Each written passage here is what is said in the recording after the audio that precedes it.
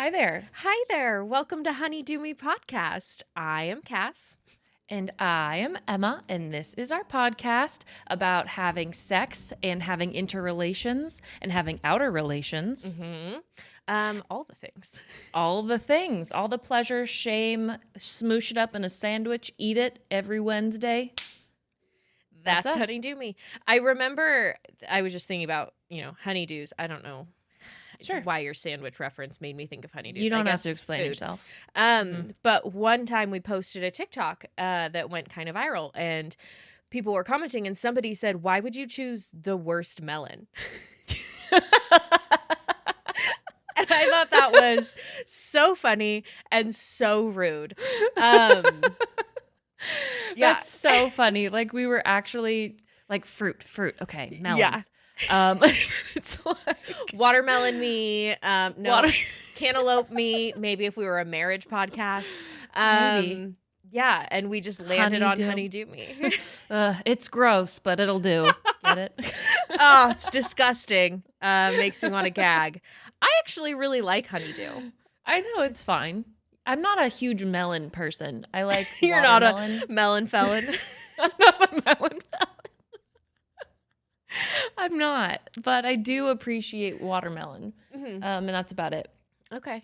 But before we dive deeper, I do have to make a correction because I was called out by my mom, and she said I'll be looking for the correction in the next episode. Okay. Well, lay it on us. So last week I said that I have parents in their 60s, and she said, "Nuh-uh, Emma, I am not in my 60s. Your father is." So my apologies to my mom. She is still under that 60 limit. To be fair, you did say they were the youngest people you know. Which might have been a slip of the tongue. But you did quite literally say they were the youngest people that you know. Yeah. So it balances out. She's picking and choosing what she wants to hear. Well, love you, Mom. Anywho, today is not about last week. Today is about today. And today we're talking about cheating. We're talking about cheating. We're talking about infidelity. We have been diving deep into relationships this month. We've talked about new relationships. We've talked about maintaining long-term relationships, how to fight. I sound like I don't know what I'm talking about, but these have all been wonderful episodes. I am just a mess. Don't judge. Don't judge our guests by me. By me. But yeah, it's been really, really fun, and we wanted to round it out, to close it out with just a touchy-feely, warm, lovey topic. Infidelity. Infidelity. But oh my God, this episode is incredible. I've never talked about cheating in I want to say professional, but I just in any circumstance other than shitting on cheating and cheaters, which, as we reflect later in this episode, is interesting and dynamic because we've all kind of had experiences one way or the other. You'll get it later. But it was just so interesting to talk about it from a therapist's perspective, because we don't often talk about cheating until after it's happened. Yeah, so we're talking with Rebecca Stone. She's a therapist who specializes in helping couples recover from infidelity, which is super interesting. What if you don't want to share this? You don't have to. But do you have any personal experience with cheating that you brought into this topic? This topic, not necessarily. I would say I've had flutters of feeling like I could be someone that cheats, and I've had instances of feeling like emotionally abandoned, therefore emotionally cheated on. But I wouldn't say any of my friends or close people to me, I've never had a direct instance where we talked about it. More so just the general reality show talking about people who have cheated. Right. How about you? No, and I feel like that definitely impacts my understanding of cheating and how I came into the episode, because one thing that Rebecca talks about is like nobody thinks it's going to happen to them. And I am one of those people who's like, yeah, of course not. Like it would course not. never happen to me. Like, no way. Until she whips out the statistic of how many couples deal with it. Yeah. And then she just blows my tits off with these statistics. And I didn't have a lot to begin with. So it was just so, wow. So rude of her. Hardy wind, if I'll say so. But I don't know. So I think it's also, and I think this is going to come off as kind of cunty of me, but I think it is hard for me to take cheating super seriously because of how distanced I feel from it, how much I feel like, oh, like, I've never experienced it, never happened to me. And so, it's hard for me to see it as super detrimental as well. And I don't even really know where I'm going with that. No, I understand what you're saying because I have the opposite feeling. Because you're in a relationship where you and your partner love each other. I'm not in a relationship. And one of my biggest fears is like emotional cheating, miscommunication, and like leading someone on. And then later this bomb is dropped of like, hey, this happened. So I think I get it because I'm the opposite. Okay. Yeah. So you saying that, what came to me was I don't feel super afraid of it. And so I feel like if it were to happen to me, I'm like, of course we would recover from it. Of course we would be able to work through it. But I can't say that confidently. You know what I mean? Because I don't know. And I haven't been in that circumstance. And so I don't want people to think I'm like, fuck you if you chose not to stay, like you weakling. Because I really, I don't know how I would react. But talking to Rebecca just opened my mind a lot to like, why do societally we treat it as like you have to be done if somebody is cheated, but we don't treat it the same way if somebody struggles with like alcohol or other addictions. So I don't know. I find this episode fucking fascinating, and I'm really excited for you guys to hear it. Yeah, I can't wait either. So let's just dive in. All right, let's just do it. All right, let's just give it to him. Okay, bye. Hi there, everybody. My name is Rebecca Stone. I am the founder and director of Brooklyn Somatic Therapy, a group practice in New York.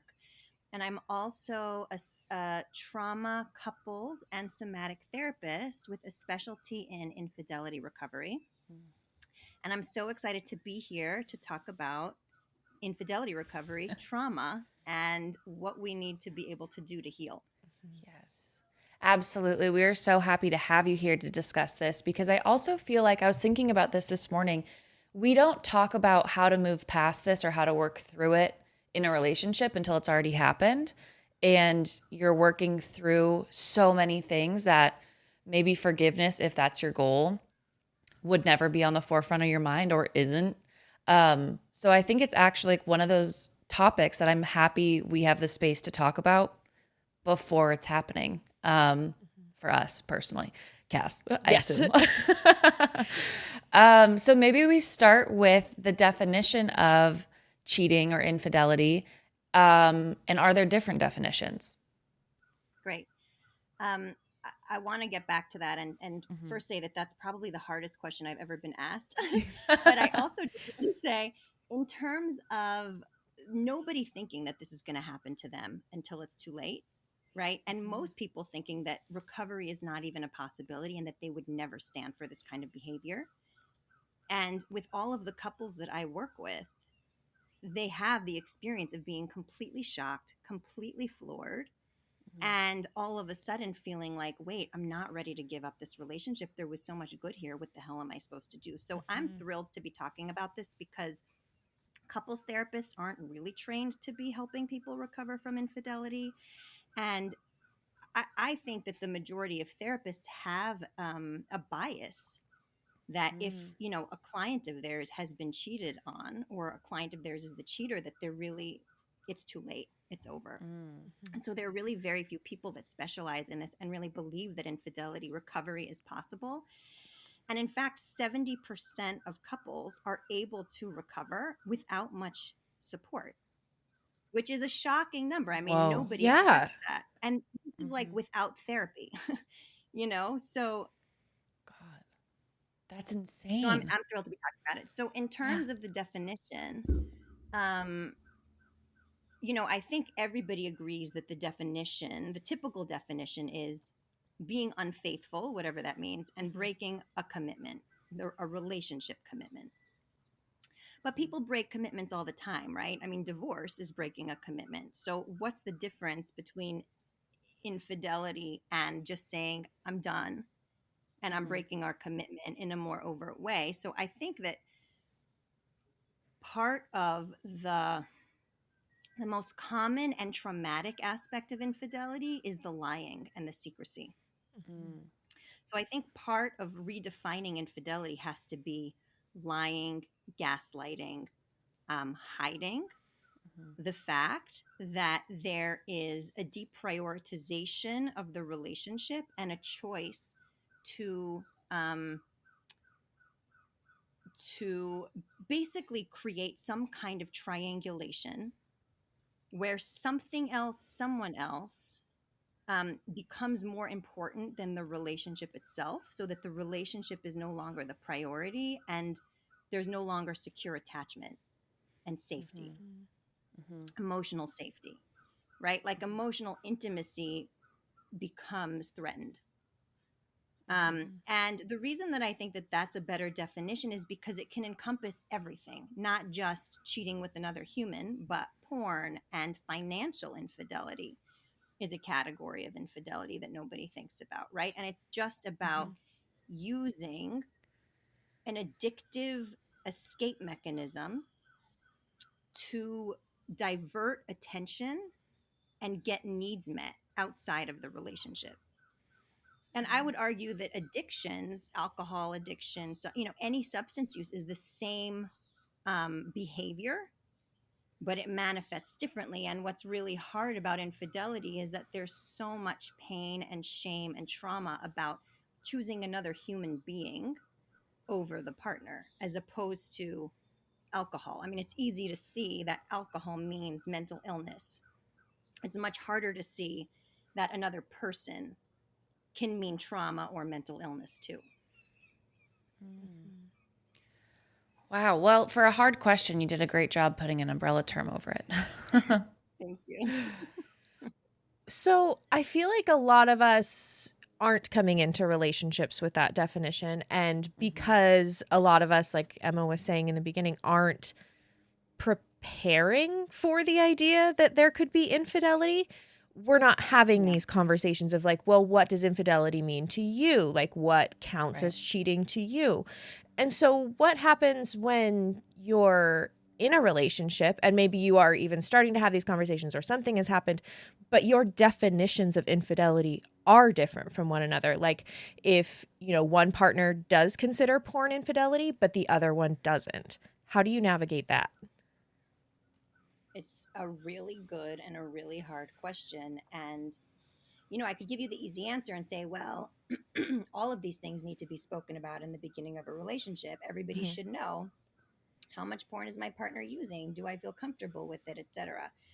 But I actually think that the main problem that like the porn is a symptom of a larger systemic issue, and that systemic issue is much harder to address and talk about, and it's the work of couples over their entire lifetimes, which is how our attachment strategies that were developed in childhood play into our adult romantic relationships. So the research shows that people that are avoidantly attached are much more prone to cheat.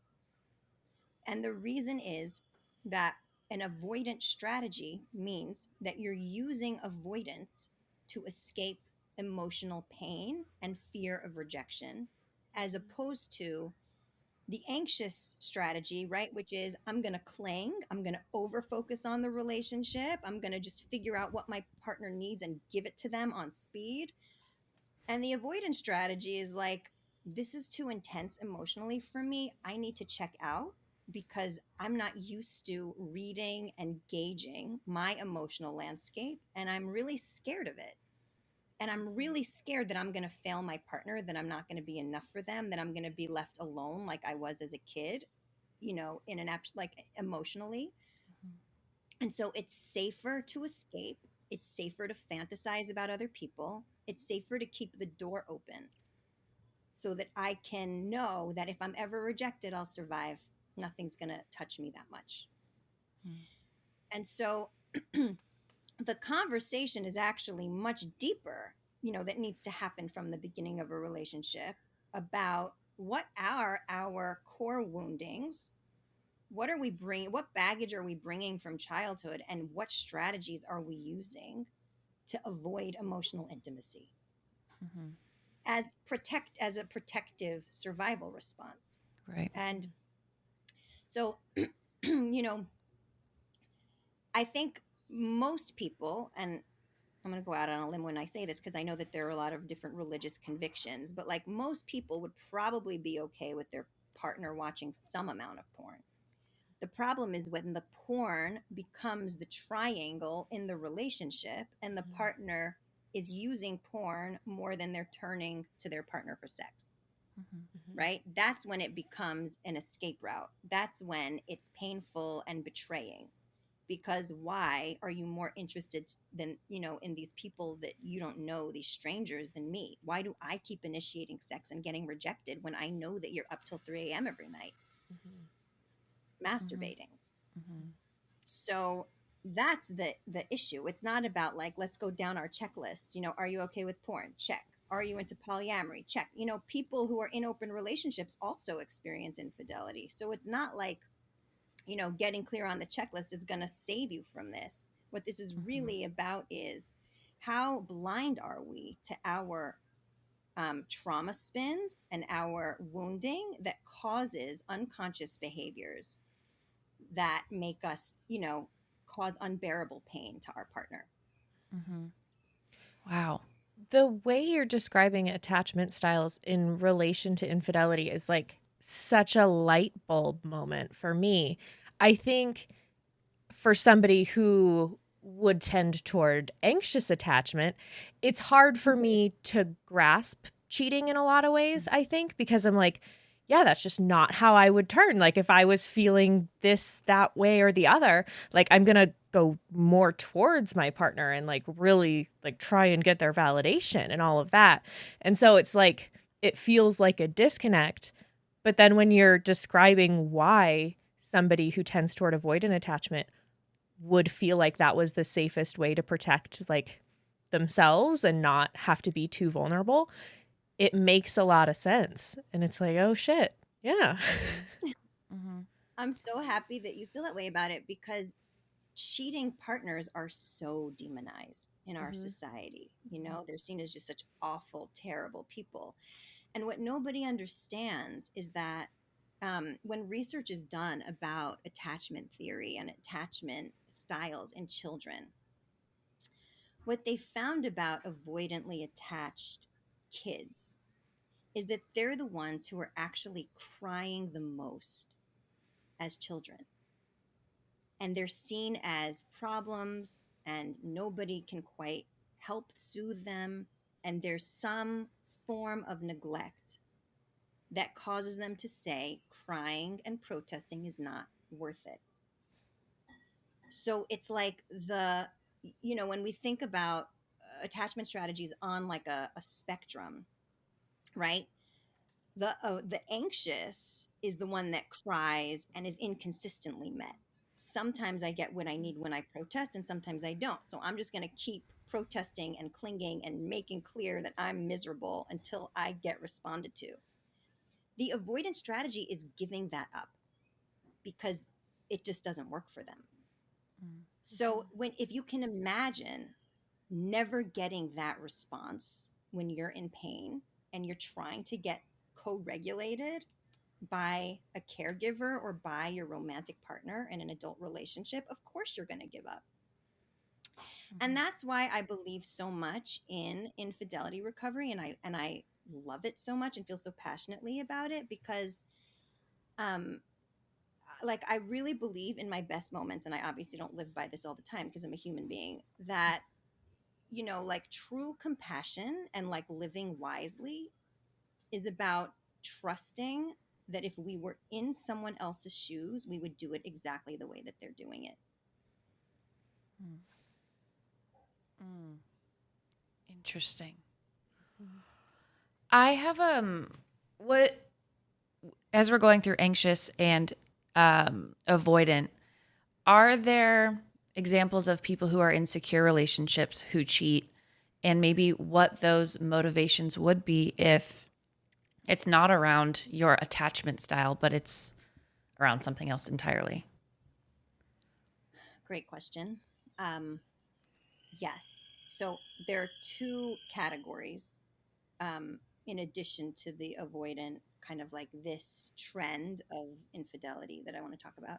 Mm-hmm. The first is that just like the avoidant child, right, has learned to give up protesting, there's also in adult relationships, if someone is begging and begging for their partner to meet their needs and is feeling so unheard over time, they turn avoidant.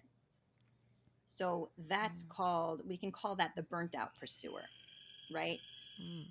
If I'm just trying over decades to be heard and my partner's just never hearing me, Mm-hmm. at some point I'm just going to give up. Also in adulthood, and cheat, even though my primary strategy was always anxious. Mm-hmm. That's number one. Number two is I've met a lot of couples and worked with them who say, we were so happy. We were so secure. We were each other's best friends. Mm-hmm. And so it's not necessarily that the relationship was insecure. It's that the partner had a wound from childhood around neglect or not getting needs met. And so they learned as a strategy to contain their feelings and needs and not speak them out because they didn't really trust that they could get met, even though the relationship was happy. Mm-hmm. You know, let's say it was 70% happy and then something happened that made things harder. Their partner went through a depressive slump, they lost a job, you know, whatever like event happened in their lives that sent them into an older trauma spin that they thought they were over. Mm-hmm. And because they had all of this unprocessed childhood trauma and they didn't even really know what was happening and why it was coming up in that moment, they acted out and cheated. Mm-hmm. Do you notice a pattern of people cheating when they're in moments in their lives where that require higher vulnerability? So like after big events, I'm thinking of a specific like TikTok I just saw of a bunch of people talking about how their partners cheated on them right after they gave birth. And so I'm thinking like obviously when I saw that I was like that's horrible. Like that's so traumatic. And I'm wondering, like, because that moment requires so much vulnerability of both people in it, is that why there would be like an uptick in cheating around those kinds of times? I think that's such a good, first of all, so many people report infidelity around pregnancy, childbirth, and then also around like when kids leave the house. Okay. So there's some major upheaval in the relationship structure, Mm-hmm. you know, and um, when someone's pregnant or has just had a baby and everything feels like it's in complete and utter turmoil and the couple is no longer on their own, that's a terrifying time for many many reasons. Like it's a huge change that people aren't really fully expecting. And often what I hear from couples who are experiencing it at that moment is that it's really around the partner feeling like they're going to be forgotten about, like they're no longer the important one, you know, Mm-hmm. um, to typically the partner that's giving birth. And so it's kind of like, okay, well, if you've got the baby, I'm going to go over here and get my needs met. I mean, that's often how it feels and sounds to the Mm-hmm. cheating partner is like, I'll just leave you alone. You're not going to want to meet me. My needs are too much. And I'll just go over here and get my needs met and everybody will be happy. Like they don't fully process the damage that they're causing until it's too late because they think that they're doing their partner a favor by not burdening them with their needs. That's often what I hear. Mm-hmm. That's Oof. so interesting. It is really interesting. I connected with an example you gave earlier about um, was it the abandonment one? Like you abandon your kind of your values when you're not getting your needs met, so you think about it at that point. I never did move towards like infidelity, but I thought about it in one relationship where emotionally I was getting nothing. I was getting no needs met. That when I got to moments of this is a point where I could cross a line, I contemplated because I'm like, I could finally get what I need for 15 minutes. And I didn't, but yeah, I thought about it multiple times. So is there ever like a justification for you reaching outside of your relationship and your commitment, like what you're saying with the partners at this moment of like, well, I don't want to bother you. I didn't want to ask you for something that you couldn't give me right now. You know, there's these justifications that we build up in our head, and some of them make sense and some of them really don't. But is there like ever a point where they do? I think what nobody understands until they're in it as the betrayed partner is that being lied to and hidden from in that way is one of the most traumatic things that could ever happen. So I would say no, there's absolutely never a justification for cheating. There's justification for saying I'm out. Right. I'm fantasizing about somebody else. I got to go. This clearly isn't the relationship for me. And a lot of people aren't strong enough to make that call. And, there's something called exit affairs. Like that's kind of a category of infidelity, which is like, I'm not strong enough to just leave. I'm terrified of being alone. I don't trust that I'll find somebody. And so I'm going to use an affair to prove to me that I can find someone new and get out. And so that's one way to do it. The thing is that is beyond traumatizing to the partner that you're leaving. And there's a much kinder, more compassionate way to do it that's, in integrity, which is like, I'm going to be really transparent with my partner. For a minute, I contemplated having an affair because of how unmet I am here. And if things don't drastically change, I got to go. Yeah. Maybe I think this question is coming from a place of ignorance, and I don't want it to sound accusatory towards anybody. But why do people stay then? Like if they, aren't getting their needs met, they are like getting with somebody else, they are, having relationships outside of their relationship, like why stay at that point? Because I don't know, like it feels like it's just putting your partner who's not cheating like through the ringer for what? Like I guess that's what I've always like talked to my partner about. It's like, if you want to be with somebody else, just go be with somebody else. Like that's the Don't part lie to that's me hard about for it. me to click. Yeah. Yeah. Well, I think that there are really two different kinds of affairs. Like one is the exit affair where it's like, I'm done with the relationship. I'm just too scared to leave. And another category of affairs is I'm in love with my partner, but I don't know how to communicate about the trauma spin that I'm in and the fears that I have about my lovability. And I've never done work on myself. And so it's not actually about the relationship being wrong. It's about the person like having no idea what they're acting out. And a lot of the clients that I work with in infidelity recovery are in that category. More are in the category of I never wanted to leave my partner. I love my partner. I was always clear that my partner was the one for me. But I just became so terrified that I was going to fail, that they were going to leave me, that, blah, blah, blah, blah, blah, that I did this crazy thing. And it was addictive. It was a dopamine hit. It felt like an addiction. I knew that this person wasn't actually going to ever be good for me. I knew that I never wanted to keep them around. Just in that moment, they made me feel like $1 million when in my relationship, in what we were going through, I felt like a failure. I imagine that's really hard to hear as the betrayed partner, that your partner who cheated on you does love you, does want to be with you, and still did this. Like, that feels really hard to remedy, because it's like, if you loved me, why would you do that? And even though I can see all the things that you're talking about and why, like, these childhood traumas and attachment styles and all of that would play into it, like, actually being in the relationship and having somebody tell you, I love you and I did this, that's really hard to hold both, I imagine. It's a complete mind fuck, and Mhm. it takes Yeah. so much. It takes so much work.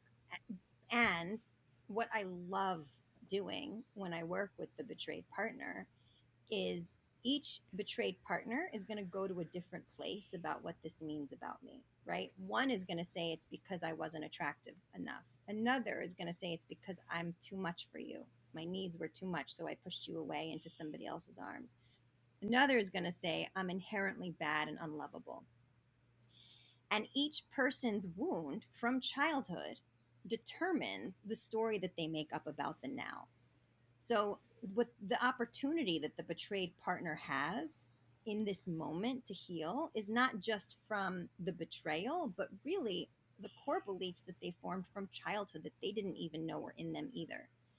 So, it can be profound healing to come out on the other end and say, I can really see now that that story about my unlovability has been there since I was 5 years old, and Mrs. Kellogg's class, when she said this, and then I went home and my parents dismissed me. And I can now, with a clearer vision, see that my partner's cheating had nothing to do with me. And my worth, my inherent lovability and worth. Do you see a way that's most common that people either admit to or find out that they have cheated or have been cheated on? And are there ways that are easier to recover from than others?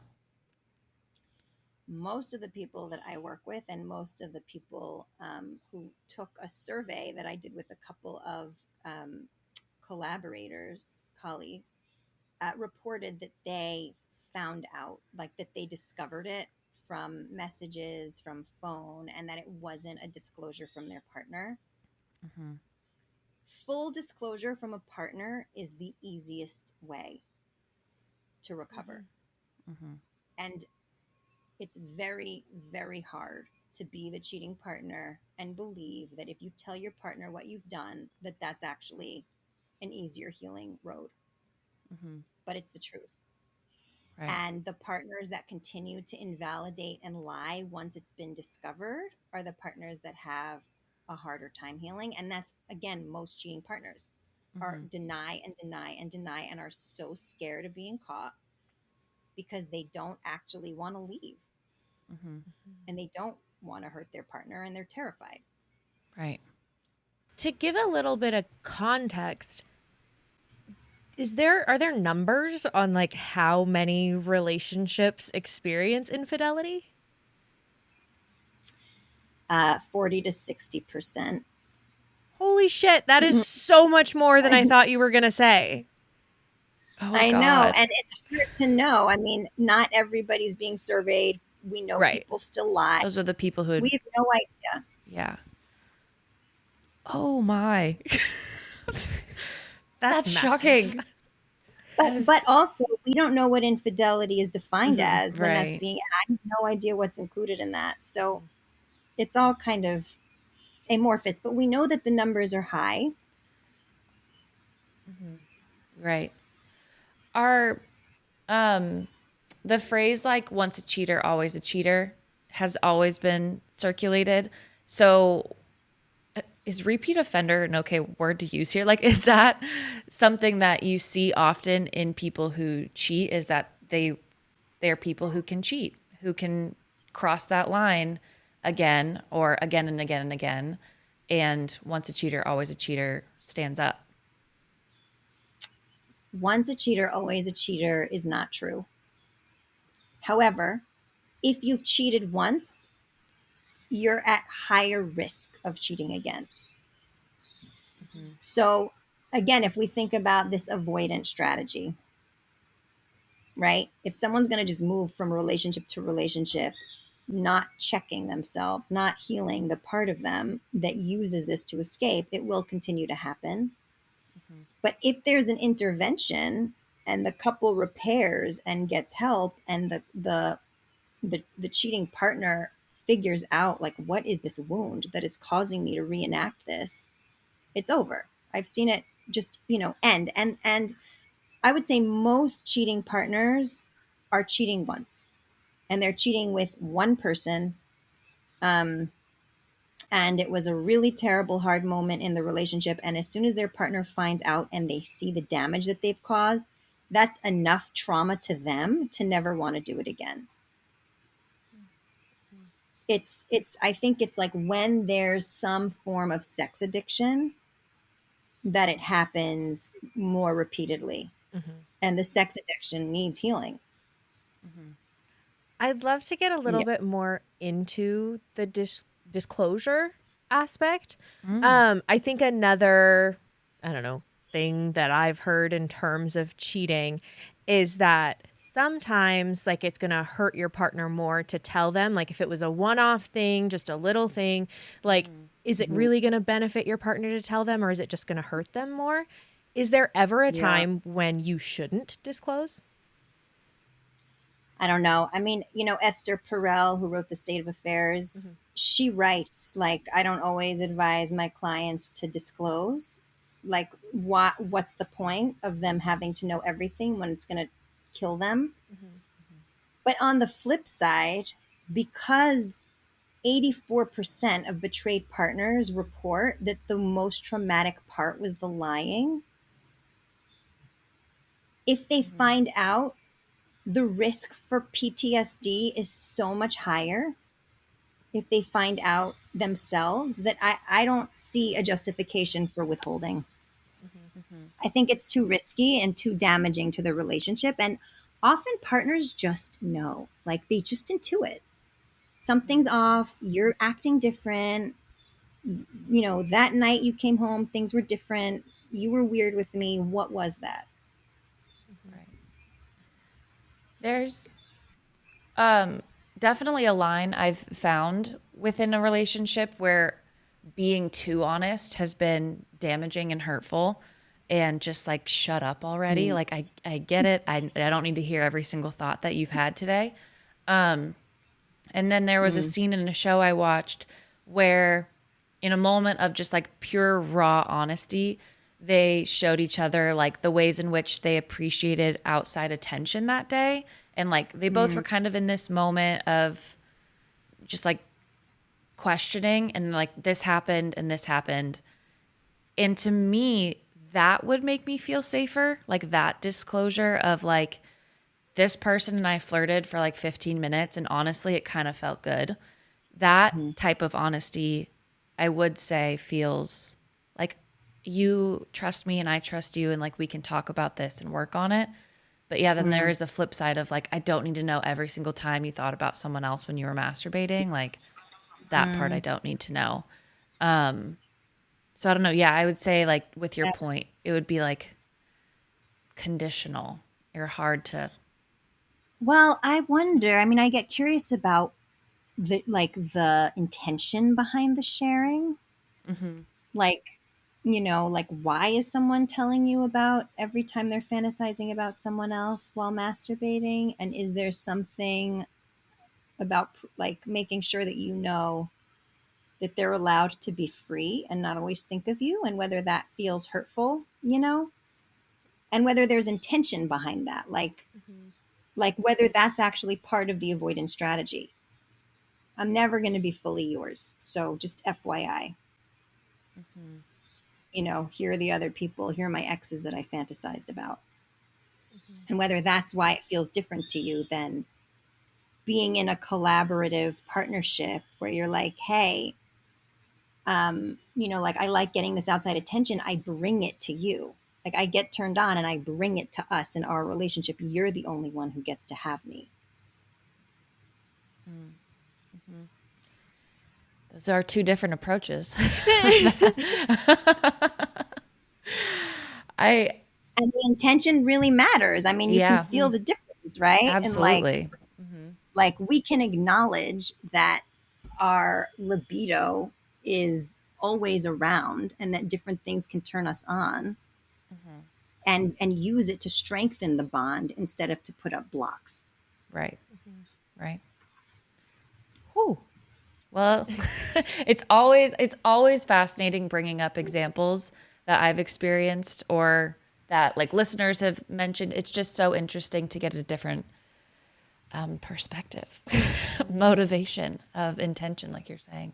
I'm glad you brought that Mm. up too, Emma, because that wasn't what I was thinking when I was thinking of disclosures. I was thinking of like, I don't even know what to call them or how to categorize them, but like if in your relationship, you really consider if you were to like sleep with someone else, that would be cheating, but you made out with somebody like a couple years ago, never said anything, and then Mm. like, is that worth bringing up now? Is that worth disclosing?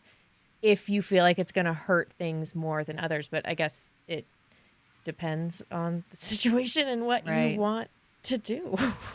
Right. You know, emotional affairs are just as traumatic as physical affairs, sometimes even more. Hmm. I mean, like I think for a lot of people, it would be easier if their partner just, went to a sex worker for one night versus made out with someone that they had feelings for but never took it any further. I mean, the idea that your partner could have strong feelings for someone else and consider replacing you is so devastating. If you're completely committed, that it doesn't even matter if there's been physical intimacy or not in terms of the impact of betrayal. Mm-hmm. That's a good Yeah, point. absolutely.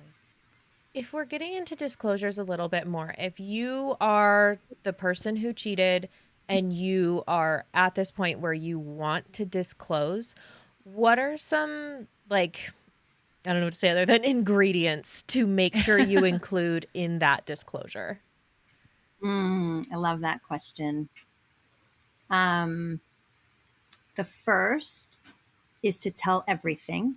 Don't hold anything back.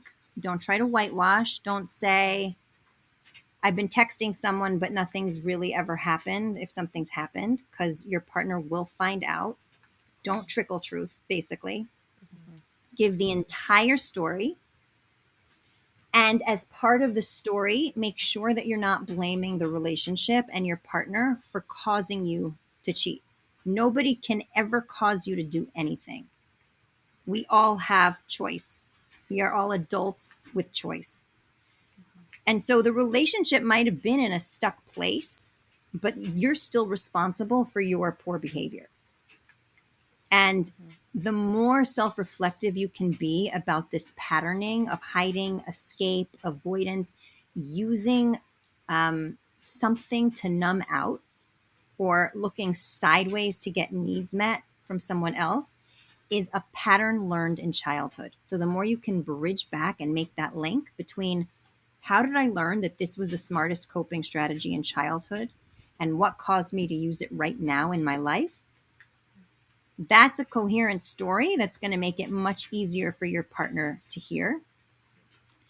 Um, the research that I've done, the survey that I did with my two colleagues, Dr. Kathy Nickerson and Reese Davies, um, has found that the two ingredients for repair after infidelity for the betrayed partner are validation that they have the right to all of their feelings, that they have the right to be enraged, traumatized, etc., and reassurance that they are the one that are loved, that they were always loved.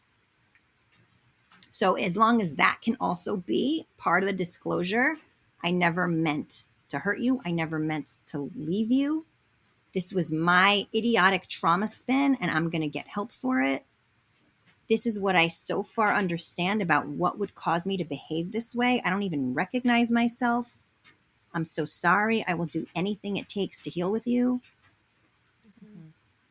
But I want to reassure you that I love you so much, and I feel horrible about myself that I did this, and it has nothing to do with you being unworthy or not good enough for me. Do you recommend having that piece of it where I'm going to get help, or like a kind of like a solution forward or a step forward? Like knowing exactly how. Not necessarily, like, just I think about when I get an apology from someone, how I want to understand, okay, like, great, thank you for the apology. What are we going to do moving forward if it's like a really big thing? So do you recommend having some sort of plan or idea, or just some, method forward, even if that isn't the method that you're going to end up using, or just some I sort of think so. solution based? Okay. I think so, because I mean, if you're the betrayed partner and you're reeling and you're getting an apology, you have no idea that it's not going to happen again. You need to know what are the steps that you're going to take so that I know and I can trust that there will be change. So I think there should always be an action plan, a repair plan, a like, here is the work I'm going to do on myself. Here are the couples therapists I found in our area who specialize in this. Here's the trauma healing that I'm going to do about X and Y from childhood. Yeah. After the admission, is that what I'm thinking? This Yeah. I would be pissed if someone was like, we should go to couples therapy. And I know that that's a solution, but it's like, no, you go to therapy is like how I would perceive that. But also you need to work on this huge, devastating thing together. So I guess right after, what is the next step on the road to recovery? Is it both forms of therapy? Is it getting right into couples therapy? Like, how do we start recovering? I love that question. And I do it differently than most therapists. But I totally agree with you. I believe that step number one is each partner has to do their own work apart. That it's too soon for couples therapy right after the disclosure. The cheating partner needs to fully understand their trauma history and what caused this pattern. The betrayed partner needs to understand all of those old core beliefs that are getting kicked up and causing them trauma. And once they both understand their trauma and have healed some of their childhood trauma and wounding, they can come together to really repair and look at the relationship dynamics, because every relationship has a negative cycle that can fuel attachment strategies. So it's never the betrayed partner's fault, but the relationship still cycle and dynamic still needs tending to. And there can be aspects of the dynamic that exacerbate the cheating partner's avoidance strategy. So we need to really like water and tend to the foundation of the relationship to make sure it's never vulnerable again, in addition to healing each partner and their wounding. That makes sense. That feels like you're starting with two, like you're more grounded people. And also, I feel like for the person who was cheated on, a little space to think your own thoughts and vent exactly how shitty you might be feeling and maybe how you feel about it. Like, is this a point where I don't want to come back from this? I don't want to go to couples therapy. I don't know, to make up your own mind separately. 100%. I think that that's so important. Like because otherwise what I've seen is the betrayed partner will just stay in rage and be so ambivalent for such a long time. And that's not good for the relationship. It's not good for the betrayed partner. It's not good for the cheating partner. And there needs to be a real choice to say, I'm in this and I want to forgive. I believe in forgiveness, as opposed to like, I'm kind of just reeling and stuck and I guess I'll stay, but I kind of hate them, you know? Right. To bring back a figure from the beginning, just so I can have more context. So you said 70% will like heal their relationship? Because I feel like that's some reassurance going into a disclosure as well. Like if you are somebody that is disclosing. I think the numbers Yeah. are higher. I think the numbers are higher for that. I have to check that, but I think if you disclose, there's even a higher likelihood Wow. of repair.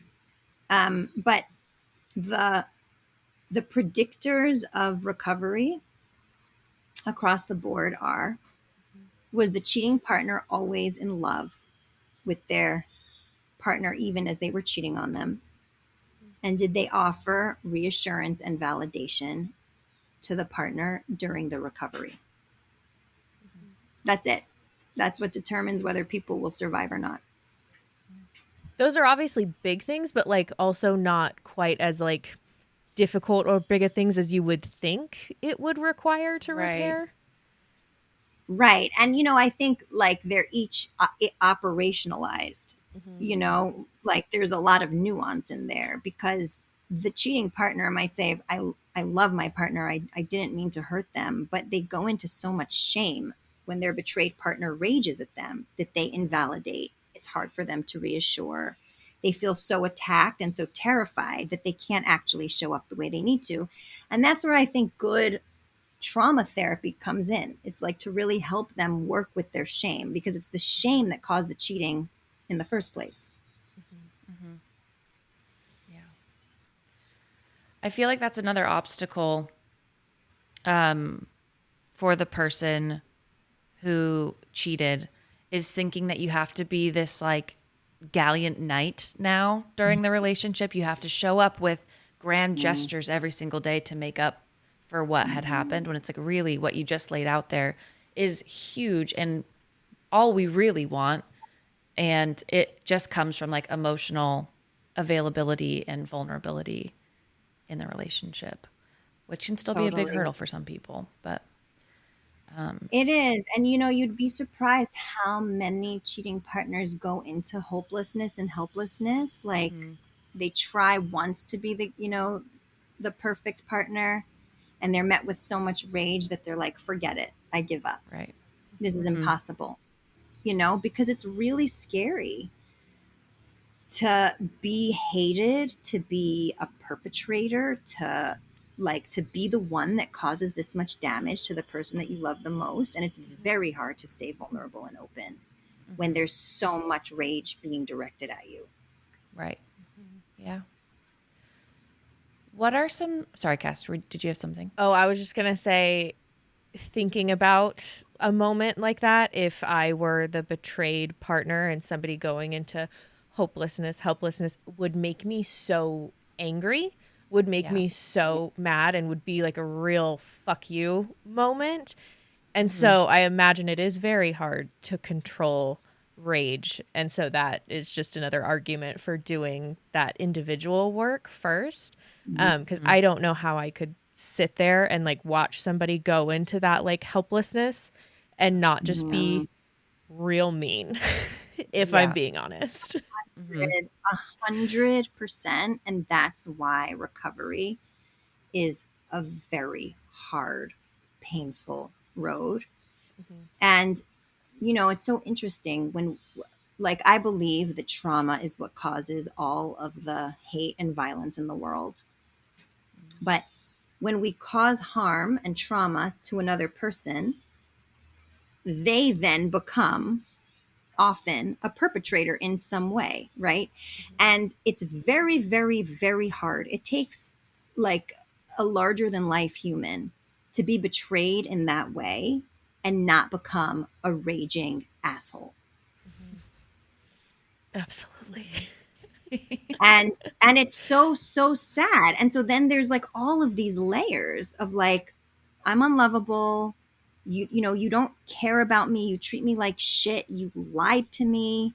How could you invalidate and lie? I knew this was happening for years and you kept lying to me. You must think I'm a nothing. And then on top of all of that pain, I hate who I've become. All of a sudden, I'm a raging lunatic monster and I feel insane. And so now I hate myself even more. I feel completely broken. And I have now no idea how I'm going to be able to even live with who I've become. Like, it's a terrifying place to be as the betrayed partner. Everybody gets a shame spiral.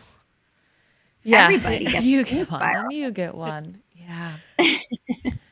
It's so sad. But the upside and the beauty of recovery work is that we really get to love ourselves in our shame and say, everybody becomes monsters sometimes. We're all lovable. We can heal these old beliefs that tell us that we're bad, tell us that we're not worthy, and we can come out so much stronger and wiser on the other side, both individually and as a couple, if we're both committed to healing. And that's the truth, and that's what I've seen. It's really beautiful.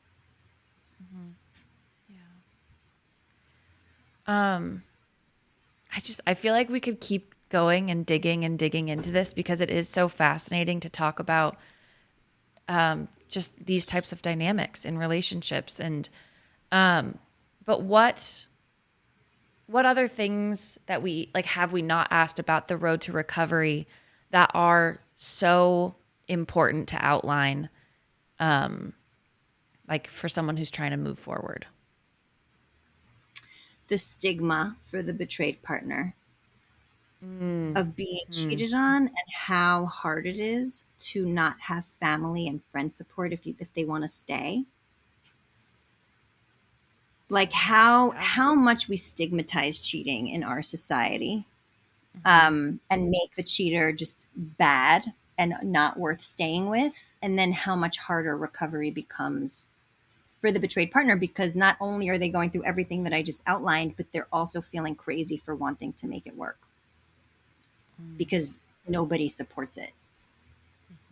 And all of a sudden their partner who they were in love with for all this time, and they have 3 grown kids together, and whatever, is this villain that they should hate.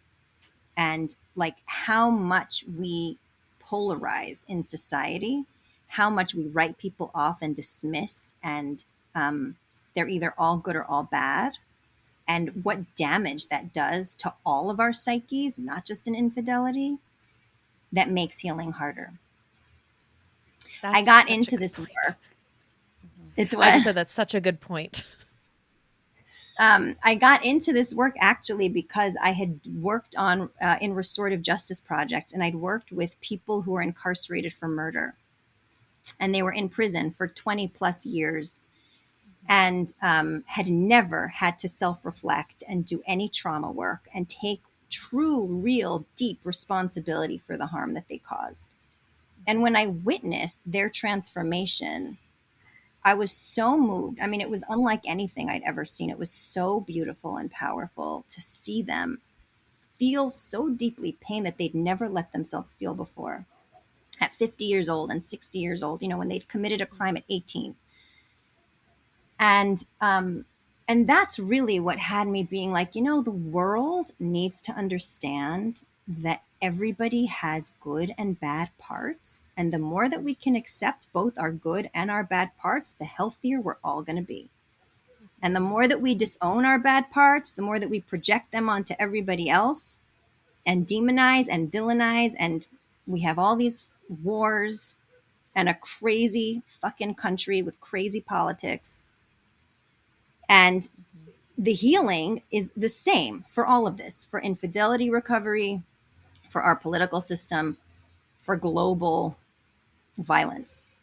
Like, if we can own that all of us have damage that needs to be addressed and needs to be made conscious, that we harm people when we're unconscious, and that doesn't make us bad, it just makes us human, we're going to be a much healthier society, and our relationships are going to be much healthier too.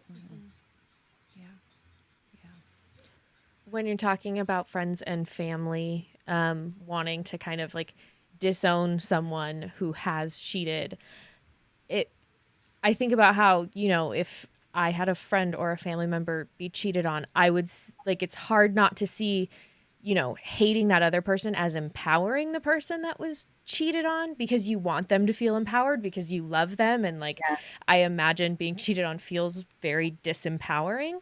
Yes. But how, if you limit their choice of what you support, like you don't limit them, or you limit them in terms of if you would support them staying with that person, that's still really disempowering. And so it just feels like a lot of not trusting the betrayed person to make the right choice for themselves.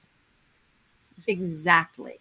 It's exactly it. And I think that we can be furious at somebody's behavior without demonizing them. There's a difference between saying, That is fucked up. That is not okay. You did not deserve that. That is, that comes from their broken place inside of them. And maybe they can heal and maybe they can't. Let's wait and see. But it's your choice, and you'll know. You will know. You will intuitively know whether it's the right thing to keep working with them or not to heal. Right. Damn. There's just so many more avenues we could like just keep making episodes and episodes, because now I have like so many more questions about the like recovery process when your family doesn't support you, but I also don't want to go off too far.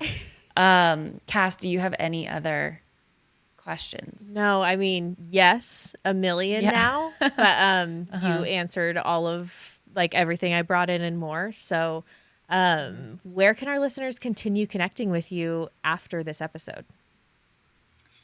I am on TikTok as Becca Stone _therapist, and Facebook and Instagram as at Brooklyn Somatic Therapy. Sorry, at Brooklyn Somatic Therapy.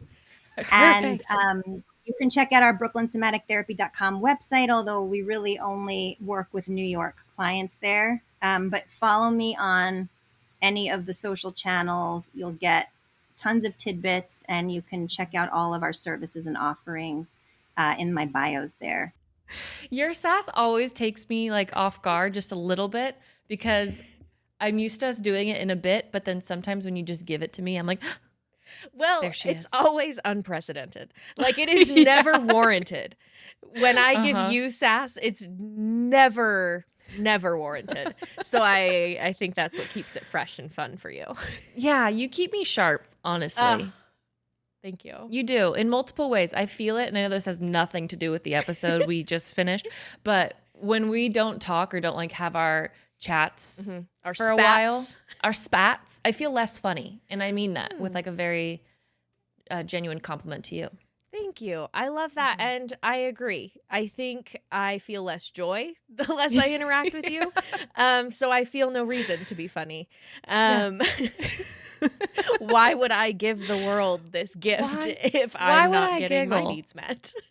Exactly. It's just, it's not fun. Not as rewarding if I'm not giggling with you. So you will always be my giggle partner, whom I won't cheat on. That just made me think of something interesting, though, for our little outro friends. Have you ever felt cheated on by like a friend? I feel like that comes up a lot when you're younger. You know what I mean? Like in middle and high school, but definitely I've felt it older, unwarranted. Totally. But that's a great question, though. Yeah. Yes, I guess. I feel like the ways I've felt it in funny, silly ways is like when your friends hang out without you, but it's totally fine because they're friends and they have their own friendship too. And you're like, you're cheating on me. In other ways, I can feel it. I have felt it before where your friend starts to like be distant from you because they replaced you and they haven't told you yet. Right. And that's been a bummer. But that was more middle school for me. In high school, probably. Yeah, I hope that hasn't happened recently.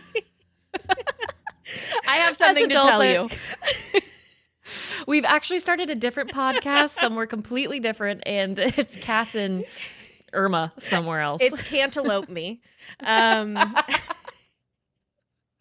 Cantaloupe Me, and it's better because it's tastier. Better. It's so much better. I'm so sorry.